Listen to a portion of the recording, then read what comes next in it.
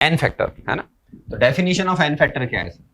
अब ये आपको बताना पड़ेगा कि सर आप किस सब्सटेंस के लिए एन फैक्टर कैलकुलेट कर रहे हैं, कि सर इस एन फैक्टर का कैलकुलेशन या डेफिनेशन जो भी है वो आपके लिए अलग अलग जाएगा। कैलकुलेशन करनी होती जनरली एज अ ऑक्सीडेंट और रिडक्टेंट, लेकिन अगर हम डेफिनेशन की बात करें तो सबसे पहले आप एन फैक्टर एसिड बेस के लिए डिफाइन कर सकते हैं। ये कलर दिखता ही नहीं, तो बताना बच्चों। जैसे मान लीजिए मैंने बोला एन फैक्टर ऑफ एसिड या बेस आपको डिफाइन करना, मान लो किसी भी एसिड के एन फैक्टर डिफाइन करना है, किसी भी एसिड के लिए एन फैक्टर डिफाइन करना है। अब एसिड बेस का मतलब है वो रिडॉक्स में पार्टिसिपेट नहीं करेगा। एसिड बेस न्यूट्रिशन पढ़ा हुआ है आपने, यस और नो? तो एसिड जब बेस से रिएक्ट करेगा तो आपको देखना होता है कि 1 मोल, एक पॉइंट अभी से याद रखें, n factor of any substance always defined per mole of substance या 1 मोल ऑफ सब्सटेंस। अगर कोई एसिड लिया है आपने तो मैं ये चेक करूंगा कि 1 मोल एसिड कितने मोल्स H+ रिलीज कर रहा है या कितने मोल्स H+ फर्निश कर रहा है, प्रोड्यूस कर रहा है सॉल्यूशन। बेस वो होगा जितने मोल्स वो OH- प्रोड्यूस कर रहा है। तो यहां पर n factor of acid, acids की बात करें, बहुत सारे एसिड होते हैं, आपने सुना हुआ है। तो number of moles of H+ furnished या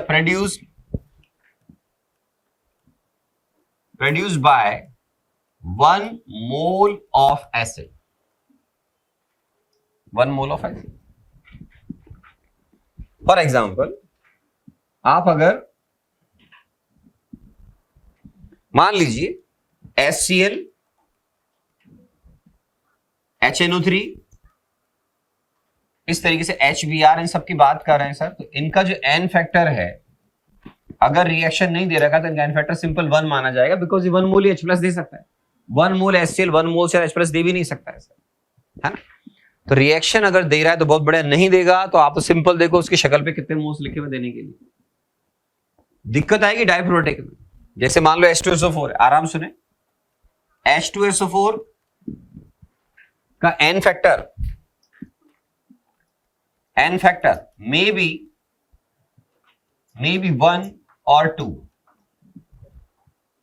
एज एसिड बात कर रहा हूं मैं आपसे। रिएक्शन नहीं दी हुई है तो इसके एन फैक्टर 2, सुनना दोबारा, रिएक्शन नहीं दे रखी है तो इसके 2 एन फैक्टर हो सकते हैं, 1 और 2। अब रिएक्शन दे रहा हूं तो आप समझ जाओगे डाइप्रोटिक एसिड अगर 1 मोल H+ दे रहा होगा तो एन फैक्टर 1, और अगर डबल दे रहा होगा तो 2। ठीक, मैं इसका एग्जांपल कोड करता हूं आपके लिए। अब देखो बहुत इजी है आपके लिए समझना। H2SO4 सपोज NaOH से रिएक्ट कर रहा है,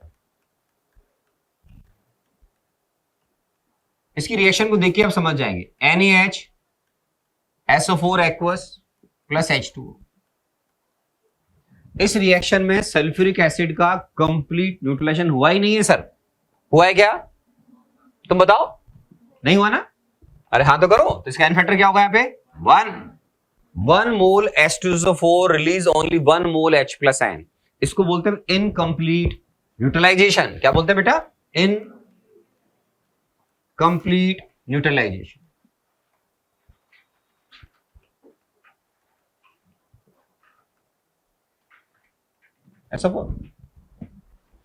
सपोज आपको रिएक्शन प्रोवाइडेड है H2SO4 plus 2 NaOH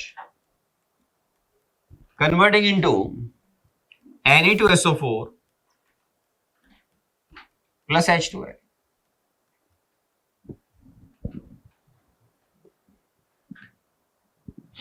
यहां पर आराम से बैलेंस कर दी, 2 मोल साइज वाटर, ये लीजिए। इस केस में now in this case n factor of H2SO4 is 2 because 1 mole H2SO4 release 2 moles of H+ ion। तो इसको बोलते हैं कंप्लीट न्यूट्रलाइजेशन। ठीक, इसको सुनने के बाद अब आप मुझे आराम से H3PO4 का एन फैक्टर बता सकते हैं। हमने आयनिक पढ़ा हुआ है, यस और नो? अब समझ में आएगा सर इसके एन फैक्टर 3 हो सकते हैं, 1, 2 और 3। भगवान जाने आप कौन से स्टेप का न्यूट्रलाइजेशन कर रहे हो, पहली स्टेज का, दूसरी का या तीसरी का।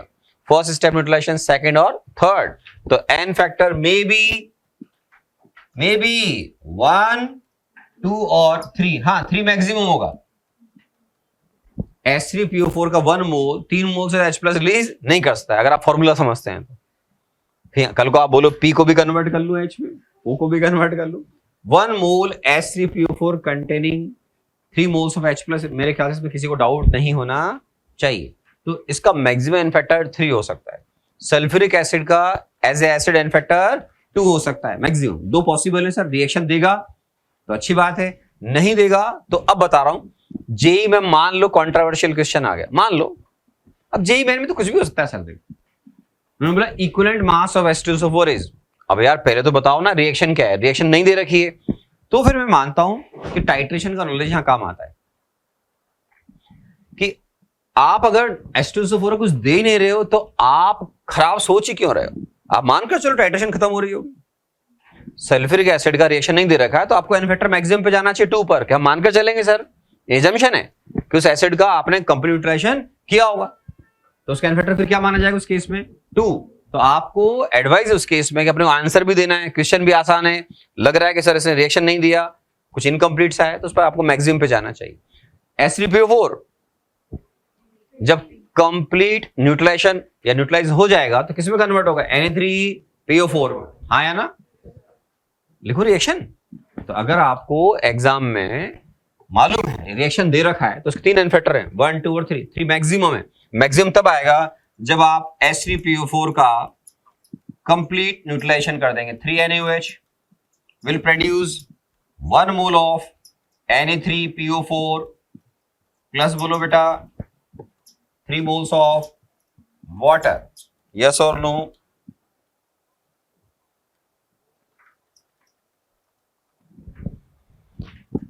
तो सोडियम फॉस्फेट बन जाएगा आपका, तो इसको बोलते हैं कंप्लीट न्यूट्रलाइजेशन। तो ये एन फैक्टर इस केस में 3 है, इसमें किसी को डाउट नहीं होना चाहिए।